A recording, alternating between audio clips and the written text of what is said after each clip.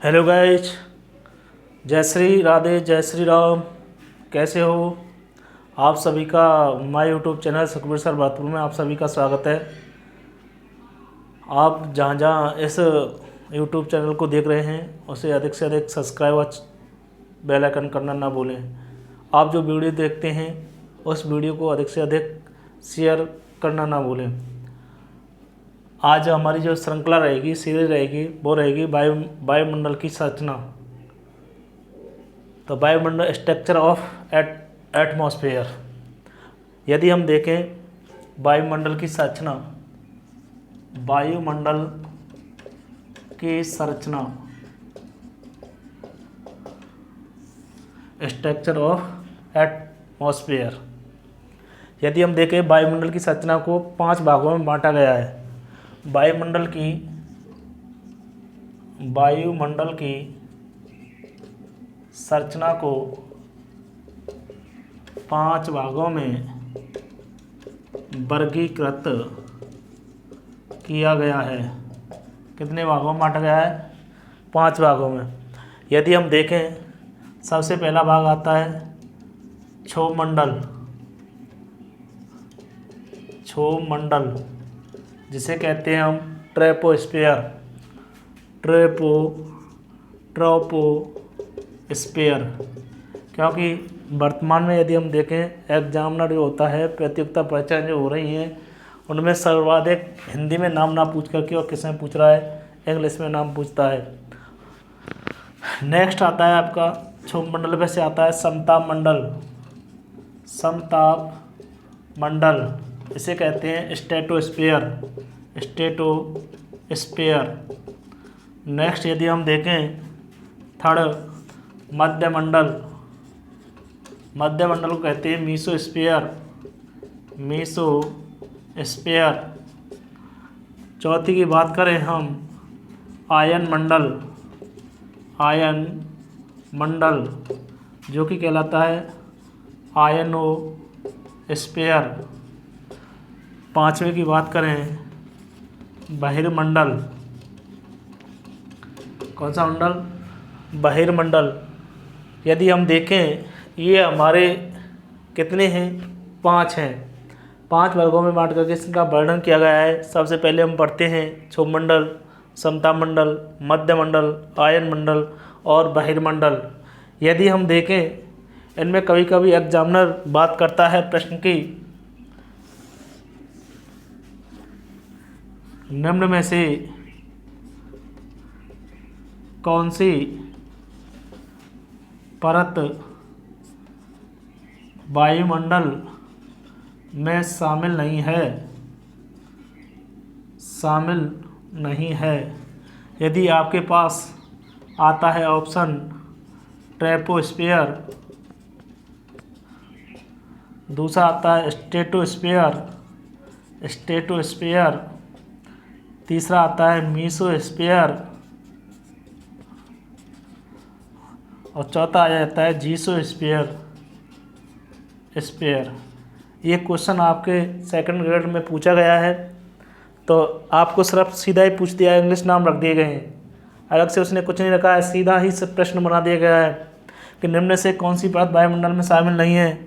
आपने यदि इंग्लिश में इनको पढ़ा है तो आप सही कर सकते हैं, यदि नहीं पढ़ा होगा तो आपका सीधा प्रश्न है। देखो, ट्रोपोस्फियर हम कहते हैं क्षोभमंडल को, स्ट्रेटोस्फियर कहते हैं हम समताप मंडल को, मीसोस्फियर कहते हैं मध्यमंडल को, जबकि जीजोस्फियर कोई परत नहीं होती है। तो हमारा जो आंसर रहेगा वो कौन सा रहेगा? ये रहेगा।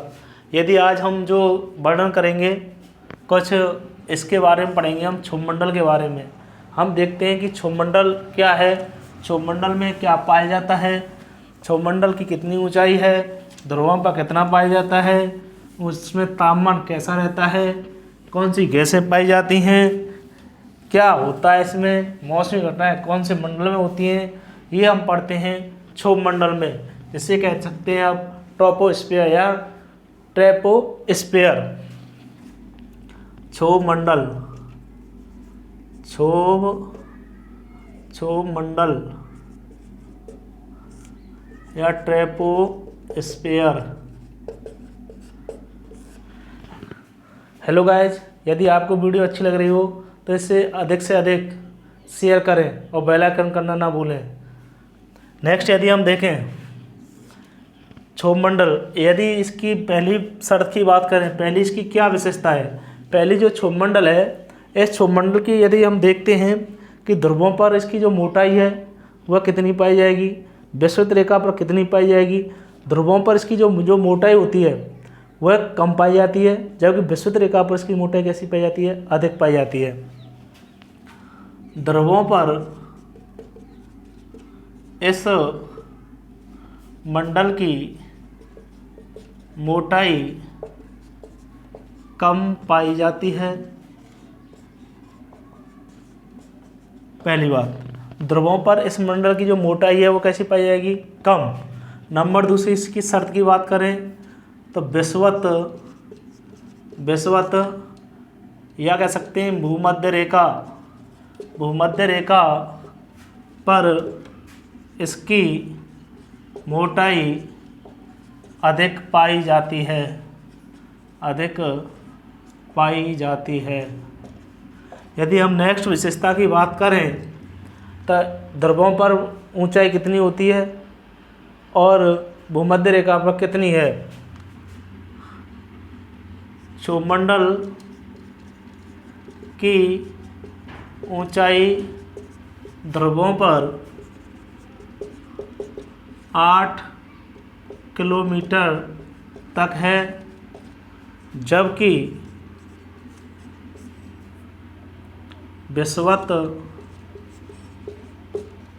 या भूमध्य रेखा पर यह 16 से 18 किलोमीटर तक इसकी ऊंचाई है। यदि हम देखें कि भूमध्य रेखा पर इसकी जो ऊंचाई है वह 16 से लेकर के 18 किलोमीटर तक इसकी ऊंचाई पाई जाती है। ध्रुवों पर हम जाएंगे तो ध्रुवों पर इसकी क्या है कि ये सिकुड़ती चली जाएगी, कम पाई जाएगी इसकी मोटाई। नेक्स्ट, क्षोभमंडल की औसत ऊंचाई, कई बार प्रश्न पूछ लिया है, वेरी गजब। क्षोभमंडल की औसत ऊंचाई 15 किलोमीटर है। औसत ऊंचाई 15 किलोमीटर पाई जाती है। यदि हम बात करें, वो कभी कभी औसत ऊंचाई पूछ लेता है, ना कि वह सीधा प्रश्न नहीं करेगा। इन दोनों को सभी विद्यार्थी याद कर लेते हैं कि 18 किलोमीटर पाई जाती है, 8 किलोमीटर पाई जाती है, परंतु औसत ऊंचाई को छोड़ देते हैं। औसत ऊंचाई कितनी पाई जाती है, 15 किलोमीटर। नेक्स्ट विशेषता की बात करें हम कि इनमें जो मौसमी घटना है इस मंडल में सबसे अधिक या कह सकते हैं सर्वाधिक मौसमी घटनाएं होती हैं। इसी मंडल के अंतर्गत सर्वाधिक जो मौसमी घटनाएं हैं वो कौन से मंडल के अंतर्गत होंगे। जैसे मैं बात करूं, बादल का फटना, बिजली का चमकना, झंझावात, बादल का फटना, बिजली का चमकना, झंझावात, आंधी तूफान इसी मंडल के अंतर्गत आते हैं। ये सब मौसमी घटनाएं किसके अंतर्गत होंगी, ये हमारी क्षोभमंडल के अंतर्गत होता है। यदि हम देखें, इसी मंडल के अंतर्गत देखते हैं कि 165 किलोमीटर, यदि 165 मीटर की ऊंचाई पर 1 डिग्री सेल्सियस तापमान की क्या हो जाती है, कमी हो जाती है। जैसे ही हम 165 किलोमीटर या 165 मीटर जाते हैं, 165 किलोमीटर की ऊंचाई पर जैसे हम पहुंचते हैं तो इसकी यदि हम देखते हैं तो 101 डिग्री सेल्सियस तापमान की हो जाती है, कमी हो जाती है। इसी को कहते हैं सामान्य हास्य दर। नेक्स्ट यदि हम बात करें इसी मंडल के अंतर सबसे पहले हमने पढ़ी ध्रुवों पर इस मंडल की मोटाई कम पाई जाती है, विषुवत या भूमध्य रेखा पर इसकी मोटाई अधिक पाई जाती है। इस क्षोभमंडल की ऊंचाई ध्रुवों पर 8 किलोमीटर तक है, जबकि विषुवत 16 से 18 किलोमीटर तक इसकी ऊंचाई पाई जाती है विषुवत या भूमध्य रेखा पर। क्षोभमंडल की औसत ऊंचाई यदि हम देखते हैं 15 किलोमीटर तक पाई जाती है। इस मंडल में सर्वाधिक मौसमी घटनाएं भी पाई जाती हैं। इसके अंतर्गत ये मौसमी घटनाएं होती हैं जैसे बादल का फटना, बिजली का चमकना, झंझावात इत्यादि। यदि हम देखते हैं नेक्स्ट, यदि हम बात करें, ये तो विशेषता थी। इसी मंडल के अंदर भारी गैसें भी पाई जाती हैं। इसी मंडल के अंतर्गत भारी गैसें पाई जाती हैं। जैसे हम भारी गैसों की बात करें तो भारी गैसें हमारी नाइट्रोजन, CO2, ऑक्सीजन, ये कौन सी कैसी गैसें? भारी गैस। तो ये कौन से मंडल के अंतर्गत देखने के लिए मिलती है? क्षोभ मंडल के अंतर्गत।